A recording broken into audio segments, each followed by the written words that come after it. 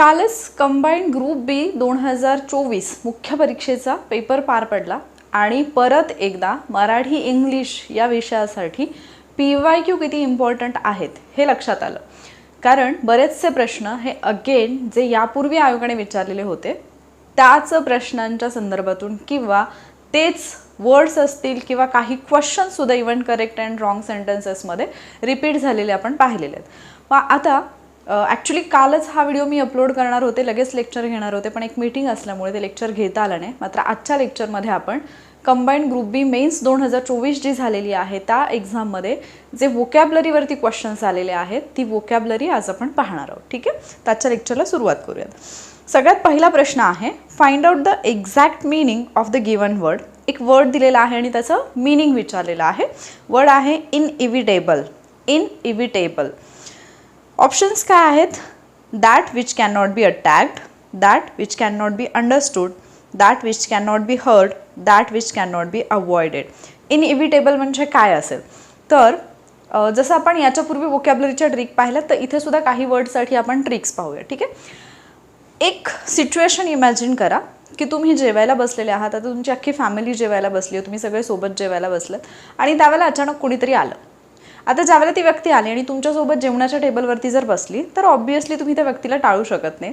त्या व्यक्तीसोबत तुम्हाला बोलावं लागेल आणि त्या व्यक्तीला काहीतरी खायला द्यावं लागेल. म्हणजे इनइव्हिटेबल म्हणजे अशी गोष्ट असते जिला आपण अवॉइड नाही करू शकत. That which can not be avoided, जे टाळता येऊ शकत नाही. ठीक आहे, मग आता लक्षात ठेवण्यासाठी तुम्ही टेबलवरून जेवणाचं टेबल लक्षात ठेवू शकता किंवा इन्व्हिटेशन न देता आला पण त्याला आपण टाळू शकत नाही. ठीक आहे, सो इव्हिटेबल, इनइव्हिटेबल इन्व्हिटेशननुसार सुद्धा लक्षात ठेवू शकता किंवा डायनिंग टेबलनुसार सुद्धा लक्षात ठेवू शकता. इनइव्हिटेबल काय असतं? That can not be avoided or prevented from happening. एखादी गोष्ट ज्याला आपण अवॉइड नाही करू शकत किंवा जी गोष्ट घडण्यापासून आपण रोखू शकत नाही, टाळता किंवा थांबवता येणार नाही असे, ज्याला आपण अपरिहार्य असं सुद्धा म्हणू शकतो मराठीमध्ये किंवा अनिवार्य. नेक्स्ट क्वेश्चन आहे choose the correct one word substitute for the following. One who looks at the bright side of things. हा क्वेश्चन आयोगाने खूप वेळा विचारलेला आहे. इवन वोकॅबलरीचे जे सेशन्स आपण घेतलेत त्याच्यामध्ये वर्ड घेतलेला. इवन याच्यामध्ये दिलेले जे वर्ड्स आहेत ना, हे वर्ड्स वोकॅबलरीचे जे काही ट्रिक्सचे सेशन घेतलेले आहेत त्याच्यामध्ये हे सगळे वर्ड्स झालेले आहेत. ठीक आहे, मग अशी व्यक्ती जी नेहमी एखाद्या गोष्टीच्या पॉझिटिव्ह म्हणजे कुठलीही गोष्ट असेल तर त्याच्यातली जी पॉझिटिव्ह बाजू आहे त्याच्याकडे पाहते, त्याला आपण मराठीमध्ये म्हणतो आशावादी आणि त्यालाच इंग्लिशमध्ये म्हटलं जातं ऑप्टिमिस्ट. ऑप्टिमिस्ट. आणि ऑप्टिमिस्टच्याच विरुद्ध काय असतं? ऑप्टिमिस्टच्या विरुद्ध असतात पेसिमिस्ट. ऑप्टिमिस्ट म्हणजे काय असेल तर अशी व्यक्ती जी नेहमी एखाद्या गोष्टीची जी ब्राईट साईड आहे, जी पॉझिटिव्ह साईड आहे त्याच्याकडे पाहते. म्हणजे कुठल्याही गोष्टीमध्ये चांगलं शोधण्याची जी वृत्ती असते तर त्या व्यक्तीला तुम्ही ऑप्टिमिस्ट असं म्हणाल. याच्या विरुद्ध अ person who always thinks that bad things will happen or that something will not be successful, अशी जी व्यक्ती विचार करते ना तिला पेसिमिस्ट असं म्हटलं जातं. ठीक आहे, सो ऑप्टिमिस्ट आणि पेसिमिस्टमधला फरक तुमच्या लक्षात आला असेल. त्यानंतर तिसरा वर्ड होतं इथे सिनिक. सिनिक. सिनिक म्हणजे काय असतं? A person who believes that people only do things for themselves rather than to help others. कधी कधी आपल्याला असं फील होतं पहा की आपण असं म्हणतो की लोक फक्त त्यांच्यापुरता विचार करतात, त्यांना बाकी दुनियेशी काही घेणं देणं नाही आणि ते इतरांना मदत करायला पण तयार नाही आहेत. सो ज्या माणसाची विचारसरणी अशी असते, लोक फक्त स्वतःपुरते पाहतात, इतरांना मदत करत नाहीत, असा विश्वास असणारा माणूस वक्रदर्शी किंवा त्याला उपेक्षावादी असं म्हटलं जाईल, त्यालाच इंग्लिशमध्ये आपण सिनिक असं म्हणतो आणि आपण बऱ्याचदा तो फील जो आहे तो अनुभवत असतो. ठीक आहे, आणि ह्युमॅनिस्ट म्हणजे असतो an advocate or follower of principle of humanism. म्हणजे मानवतेचा, माणुसकीचा किंवा मानवाशी रिलेटेड असणाऱ्या ज्या गोष्टी आहेत त्याचा विचार करणारा जो असतो किंवा अभ्यासक जो असतो त्याला आपण ह्युमॅनिस्ट असं म्हणतो. सो इथले चारही पर्याय तुमच्या लक्षात आले असतील या क्वेश्चनमधले. ठीक आहे, आणि आन्सर काय असायला पाहिजे? ऑप्टिमिस्ट. नेक्स्ट क्वेश्चन आहे choose the words to define the following sentence. One who eats too much. हा वर्ड सुद्धा लेक्चरमध्ये झालेला होता, तर तिथे पण मी तुम्हाला ट्रिकसहित सांगितलेलं होतं की एखादी व्यक्ती जी खूप खादाड आहे, जिला सारखं खायला आवडतं, one who eats too much, त्याला आपण काय म्हणतो? ग्लूटन. ग्लूटन. पहिलाच वर्ड आहे. ठीक आहे, आता इथे ऑप्शनमध्ये जर आपण गेलो तर हंग्री, हंग्री म्हणजे असतो भुकेलेला. भुकेलेल्याचा अर्थ असा नाही होत की तो सतत खात असतो, त्यामुळे बी ऑप्शन तुमचा जो आहे तो तुम्ही ऑब्विसली एलिमिनेट कराल. अँक्शियस, अँक्शियस म्हणजे तुम्ही बऱ्याच ना मला अँक्शियस फील होतं. अँक्शियस म्हणजे काय असतं तर एखाद्या गोष्टीची काळजी वाटणं, चिंता वाटणं, त्याला अँक्शियस असं म्हटलं जातं. आणि हिपोक्रेट हा शब्द सुद्धा झालेला आहे लेक्चरमध्ये. हिपोक्रेट म्हणजे असतो जो ढोंगी आहे, तो म्हणजे जो नाटक करतोय किंवा जो ढोंग करत असेल एखाद्या गोष्टीचा, जो दिखावा करतोय तो. सो हिपोक्रेट पण याचा आन्सर येणार नाही. सो डी पण गेला. तुमच्याकडे फक्त ए आणि सी मध्ये पण त्याच्यातही कन्फ्युजन व्हायचं काही कारण नव्हतं, कारण अँक्शियस हा शब्द खूप वेळा आपण वापरतो. सो याचं जे उत्तर आहे ते पर्याय क्रमांक 1 असायला पाहिजे.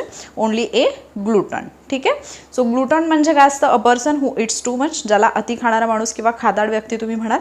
अँक्शियस म्हणजे वरीड अँड अफ्रेड, जो चिंतातूर आहे किंवा काळजीने भयाकुल झालेला आहे असा, त्याला अँक्शियस हा शब्द वापराल तुम्ही. आणि बाकीचे 2 शब्द आहेत, हंग्री म्हणजे ज्याला भूक लागलेली आहे, भुकेलेला, आणि हिपोक्रेट म्हणजे ढोंगी. हिपोक्रेटचं स्पेलिंग, हिपोक्रेसीचं स्पेलिंग जे आहे ते मिसस्पेल्डमध्ये आयोगाने बऱ्याचदा विचारले. सो ते स्पेलिंग व्यवस्थित बघून ठेवायचं. बऱ्याचदा लिहिताना इथे डबल पी कोणी लिहितं, त्याच्यानंतर आयच्या ठिकाणी वाय लिहितात काही वेळेला. सो त्या गोष्टी फक्त पाहून ठेवा.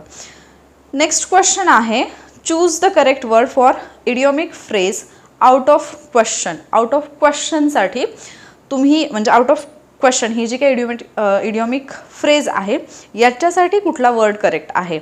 आउटसाइड, इम्पॉसिबल, इझी की मॅनरलेस. आता एक गोष्ट लक्षात घ्या की मराठीमध्ये सुद्धा आपण बोलताना एखादी गोष्ट जर बोलत असो आणि तुम्हाला जर म्हटलं की अरे हे असं असं आहे, तुला काय वाटतं ना, हे प्रश्नच येत नाही याचा, तर म्हणजे असं होणं शक्यच नाही आहे, त्याचा प्रश्नच येत नाही, आपण सरळ म्हणतो त्याचा प्रश्नच येत नाही म्हणजे काय, तर that is out of question. Out of question म्हणजे काय, ती गोष्ट शक्यच नाही आहे.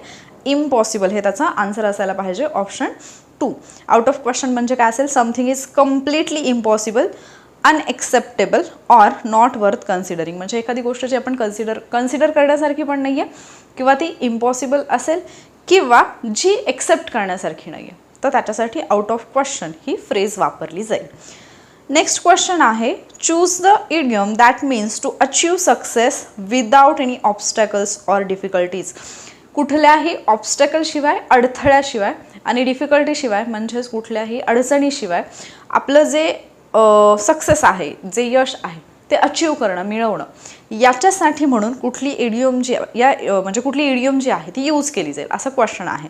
मग आता खाली इडियम दिलेले आहेत. ठीक आहे, have an axe to grind, smooth sailing, drop the ball आणि barking up the wrong tree. आता याच्यापैकी have an axe to grind झालेली आहे, ड्रॉप द बॉल झालेली आहे, barking up the wrong tree with pictures लेक्चरमध्ये झालेले आहेत. ठीक आहे, या तिन्हीचंही मिनिंग तुम्हाला माहिती आहे आणि या तिन्हीचंही meaning I think smooth sailing पण झाली असेल, मे बी, मला एक्झॅक्टली आठवत नाही आहे. बट स्मूथ सेलिंग ही मला आठवते की म्हणजे मी वाचलेली, पण मी ती लेक्चरमध्ये घेतली की नाही हे मला एक्झॅक्टली आठवत नाही, त्याच्यासाठी मला पाठीमागचे लेक्चर्स जाऊन बघावे लागतील. बट हे 3 जर तुम्हाला माहिती असतील ऑलरेडी तर ऑब्व्हियसली तुमचा आन्सर येऊन जातं. मग आता एखादी गोष्ट विदाउट एनी ऑब्स्टॅकल किंवा डिफिकल्टीशिवाय सक्सेस मिळवणं, याच्यासाठी कुठली इडियम येईल? त्याच्यासाठी आपण बाकीच्या इडियमचं मिनिंग पाहून घेऊया. Have an axe to grind म्हणजे काय? Have a private reason for doing or being involved in something. म्हणजे एखाद्या गोष्टीमध्ये इन्व्हॉल्व्ड असण्यासाठी किंवा एखादी गोष्ट करण्यासाठी स्वतःचं काहीतरी प्रायव्हेट, एक पर्सनल असं रिझन आहे. ही तिथे लागू पडेल का? ऑब्व्हियसली नाही पडत, कारण मिनिंग कम्प्लिटली वेगळा आहे. स्मूथ सेलिंग म्हणजे काय असतं? बी इझी अँड विदाउट प्रॉब्लेम्स. म्हणजे एखादी गोष्ट स्मूथ सेलिंग म्हणजे तुमची बोट जी आहे ती स्मूथली जाते का? कुठल्याही अडथळ्याशिवाय जाते, कारण ती तुम्हाला मे बी तुमचं लक चांगलं आहे की वातावरण खराब नाही आहे किंवा तुम्हाला तिथंपर्यंत पोहोचण्यासाठी आवश्यक ते सगळे स्किल्स तुमच्याकडे आहेत, रिझन काही असू शकतं, बट विदाउट एनी डिफिकल्टी तुम्ही तिथपर्यंत पोहोचता. सो स्मूथ सेलिंग हे याचं उत्तर यायला पाहिजे. आणि ड्रॉप द बॉल म्हणजे काय असेल? Make a mistake or miss handle things. म्हणजे तुमच्या हातात बॉल दिला, तुम्हाला सांगितलं की पकडून ठेव व्यवस्थित, पण पडला. म्हणजे कॅच ड्रॉप होतो पहा, ज्या वेळेला मॅच सुरू असते आणि एखादा खेळाडू खेळतोय, जबरदस्त मारतोय तो आणि त्याचा कॅच घेणं गरजेचं आहे. अगदी इझीवाला कॅच असतो पण एखाद्याच्या हातातून सुटतो, ते काय असेल मग? Miss handle things or make a mistake. म्हणजे त्यावेळेला त्या प्लेअरनी ती मिस्टेक केलेली असते. सो ड्रॉप द बॉल म्हणजे काय असते? Make a mistake. ठीक आहे, आणि barking up the wrong tree तुम्हाला आठवत असेल मी एक पिक्चर दाखवलेलं जिथे 2 झाडं दाखवलेली, एका झाडावरती मांजर बसलेलं आणि तिथे एक कुत्रा असतो छोटासा आणि तो दुसऱ्या झाडावरती भुंकत असतो, जेव्हा की मांजर दुसऱ्याच झाडावरती असतं. म्हणजे त्याला भुंकायचंय कोणावरती? त्या मांजरावरती, पण तो त्या ट्रीकडे पाहून भुंकत नाहीये, तो दुसऱ्या ट्रीकडे पाहून भुंकतोय. तर barking up the wrong tree म्हणजे काय? Pursuing a mistaken or misguided course of action or idea, म्हणजे चुकीच्या ठिकाणी, म्हणजे चुकीची गोष्ट करणं एखादी. ठीक आहे, तर त्याच्यासाठी barking up the wrong tree ही इडियम जी आहे ती यूज केली जाते. सो इथे अर्थातच ऑप्शन 2 हे आन्सर यायला हवं. नेक्स्ट क्वेश्चन पाहूयात आपण. Find out the correct meaning of the underline idiom in the given sentence. Again एक इडियम विचारलेली आहे. We called off the match immediately after half time. आम्ही मॅच जी आहे ती कॉल्ड ऑफ केली हाफ टाइम नंतर. तर कॉल्ड ऑफ म्हणजे काय? इथे ऑप्शन काय दिलेत? Cancelled, started, rearrange, plan. आता मला माहिती नाही याचा आन्सर काय, ठीक आहे, पण तुम्ही उत्तर कसं काढू शकता याच्यामध्ये? ऑफ म्हणजे बंद इतकं तरी मला माहिती आहे ना, ऑफ म्हणजे बंद इतकं माहिती आहे. बाकीचे 3 ऑप्शन पहा. स्टार्टेड हे येणार नाही, रिअरेंज केले परत एकदा हे येणार नाही, प्लॅन केलं हे येणार नाही, उरलं काय? कॅन्सल्ड. कॉल्ड ऑफ म्हणजे असतं कॅन्सल्ड. ठीक आहे, म्हणजे मी पाठीमागे एकदा ग्रुप बी 2023च्या पेपरमधली वोकॅब्युलरी तुमच्यासोबत शेअर केलेली. ते क्वेश्चन्स घेताना मी तुम्हाला दाखवलं होतं की एखाद्या प्रश्नाचं उत्तर माहिती नाही आहे, एखादा वर्ड माहिती नाही आहे, नवीन आहे तुमच्यासाठी तो वर्ड, पण तुम्ही आन्सर कसं काढू शकता ऑप्शन्सवरून. सेम ती टेक्निक इथे पण लागू पडते.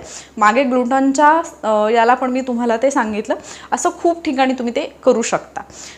Next question. कॉल्ड ऑफ लक्षात आलं असेल. Cancel or abandon something that was previously planned or scheduled, म्हणजे जे ऑलरेडी प्लॅन आहे ती गोष्ट कॅन्सल करणं. नेक्स्ट क्वेश्चन आहे.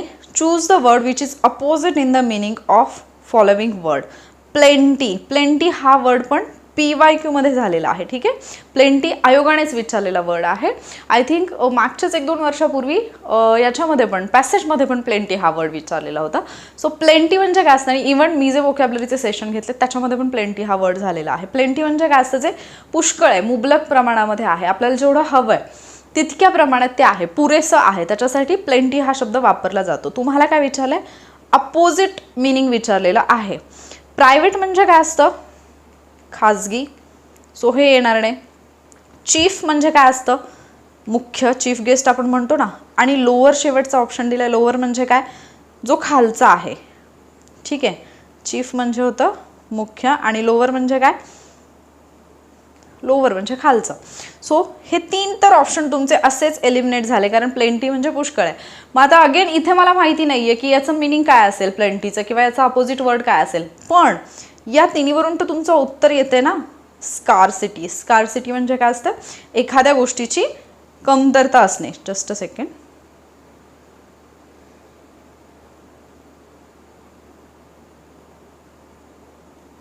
एखाद्या गोष्टीची कमतरता असणे म्हणजे स्कार्सिटी. ठीक आहे, तर प्लेंटी म्हणजे काय? As much or as many of something as you need. तुम्हाला जितकं हवं तितकं, किंवा विपुल किंवा भरपूर प्रमाणात, किंवा ज्याला आपण चिक्कार म्हणतो मराठीमध्ये, पाहिजे तेवढे, खूप मुबलक, हे सगळे शब्द त्याच्यासाठी येतील. आणि स्कार्सिटी म्हणजे काय असतं? कमतरता, टंचाई किंवा चणचण भासणे एखाद्या गोष्टीची. सो याचं उत्तर यायला पाहिजे स्कार्सिटी. नेक्स्ट क्वेश्चन आहे. The word exotic stands in antonymous. आता इथे अँटोनिमस विचारलं आहे. ठीक आहे, relationship with the word. Exotic हा कशासोबत अँटोनिमस आहे? तुम्हाला ऑप्शनमध्ये काय दिलं आहे?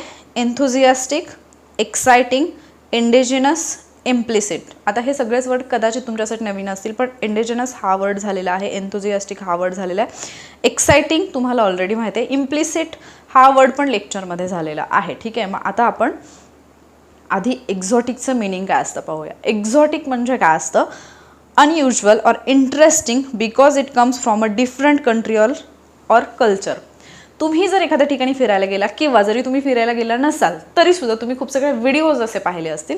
इव्हन बऱ्याचदा आपल्याकडे तर न्यूज पण अशा येतात की ठराविक एका म्हणजे भारतीय प्रेक्षणीय स्थळी भारतीय प्रेक्षक गेलेत आणि तिथे फॉरेनर पण आलेत. आत्ता साधं उदाहरण सांगू, सध्या आषाढी वारीची म्हणजे सगळीकडे महाराष्ट्रामध्ये सगळीकडे आषाढी वारीचं वातावरण आहे.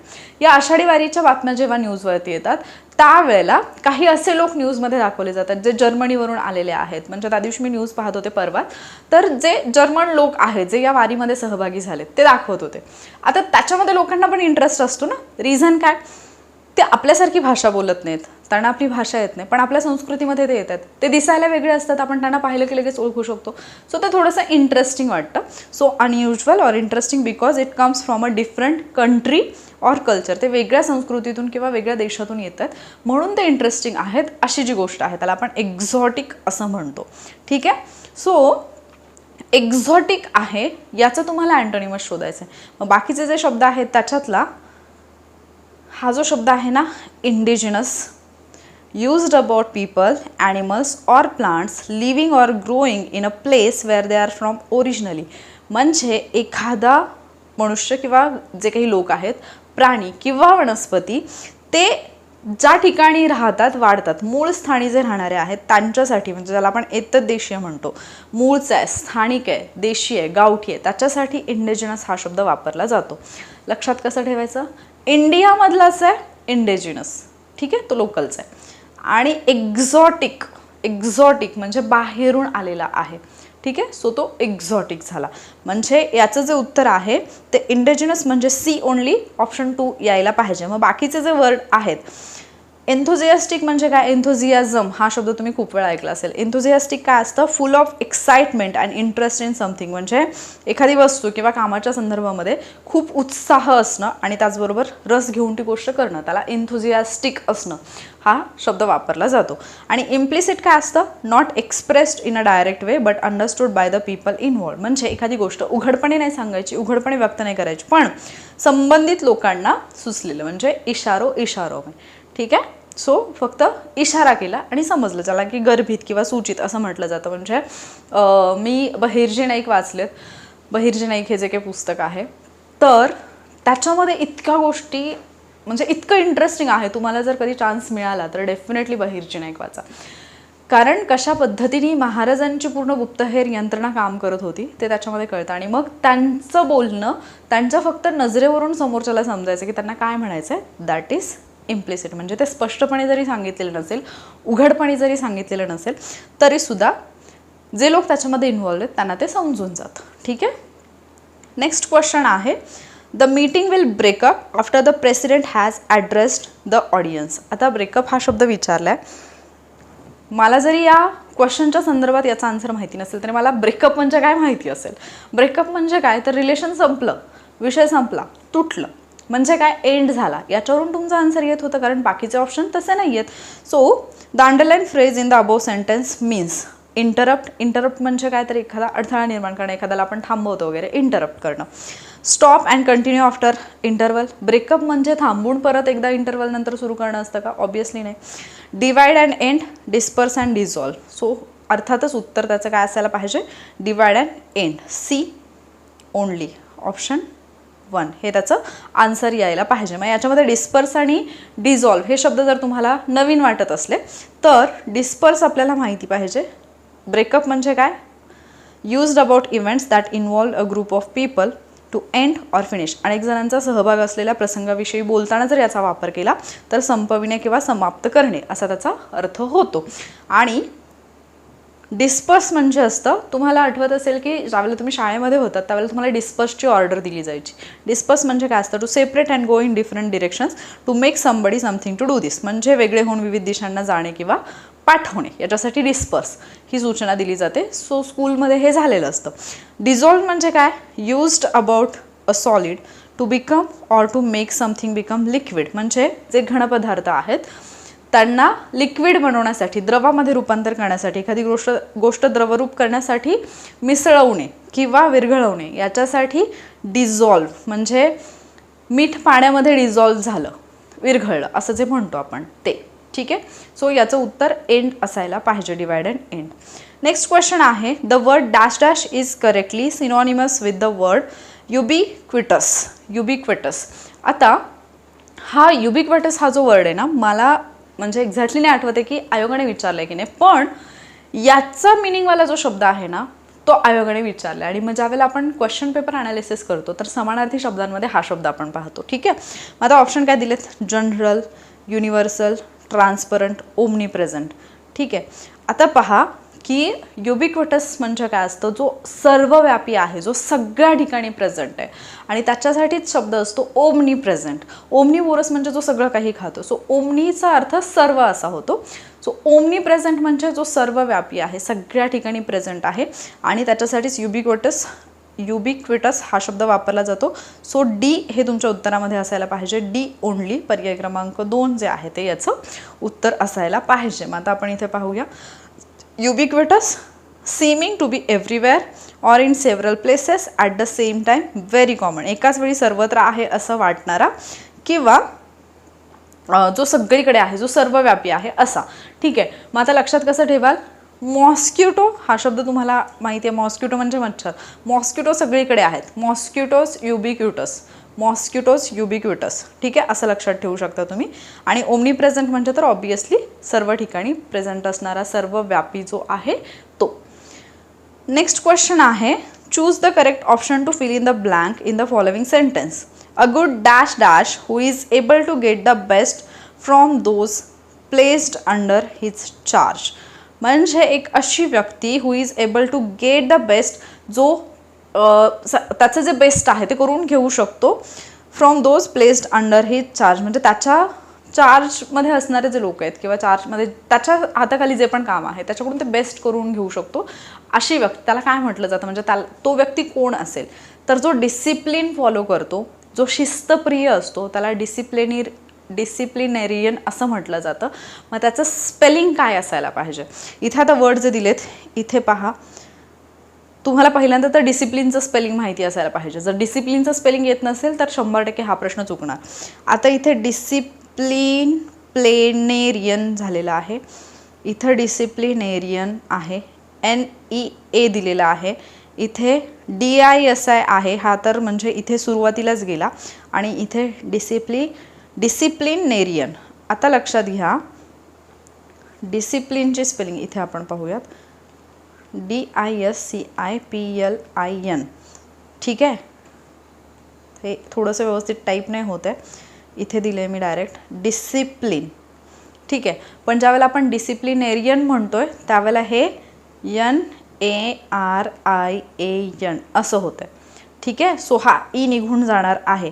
मग ते मिसस्पेल्ड जे लेक्चर मी घेतलेलं त्याच्यामध्ये काही कन्फ्युजिंग वर्ड्स दिलेले आणि त्यावेळेला मी एक बोलले होते की तुम्हाला जर रूल्स पाहिजे असतील तर कमेंट करून सांगा. तर मी ते EI वाले जे स्पेलिंग असतात किंवा $L कधी येईल तिथे जे आपलं कन्फ्युजन होतं, त्याच्यानंतर कुठल्या वेळेला लेटर्स म्हणजे डबल होईल, काही वेळेला होत नाही, वायचा आय कधी होतो, वायचा वायच कधी राहतो, या गोष्टी ज्या आहेत. तर त्याच्या रूलवरचं लेक्चर पाहिजे असेल तर डेफिनेटली सांगा, आपण त्याच्यावरचं एक लेक्चर कंडक्ट करूयात आणि मग असे जे स्पेलिंग असतात ते तुमचे चुकणार नाहीत. सो डिसिप्लिनेरियन म्हणजे काय असतो? A person who believes in or practises firm discipline, जो शिस्तप्रिय आहे, जो डिसिप्लिन फॉलो करतो.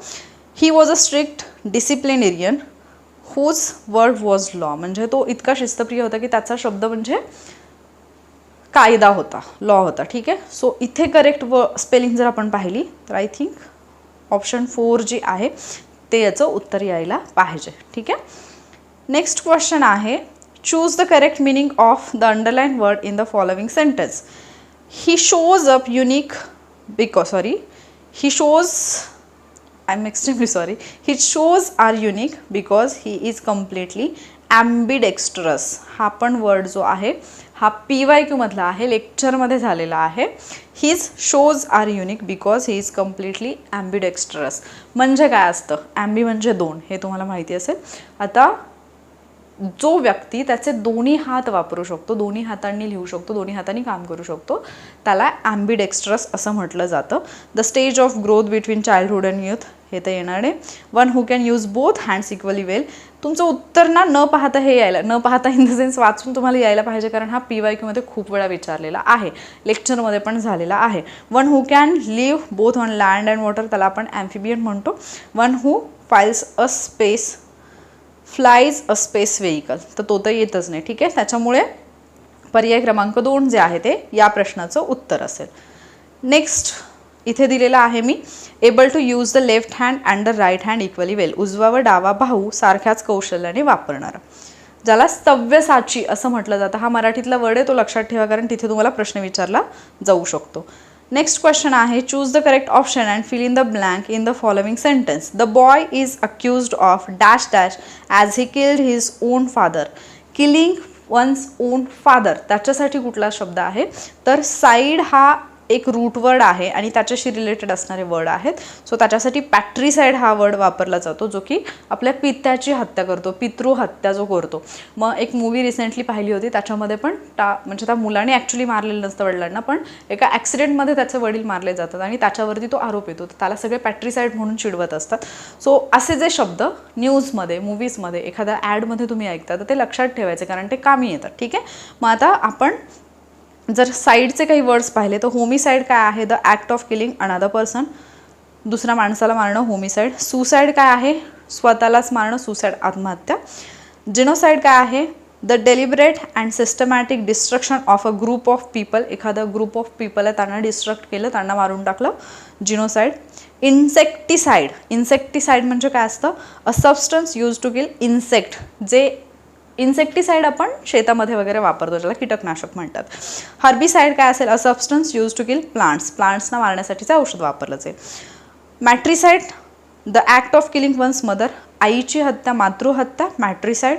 पॅट्रिसाईड, act of killing one's father, पितृहत्या. Fratricide, act of killing one's brother, म्हणजे भ्रातृहत्या. आणि रेजिसाईड काय असतं, the act of killing a king, राजाला मारणं, दॅट इज रेजिसाईड. आणि deicide, the killing of a god, म्हणजे देवाला मारणं. ठीक आहे.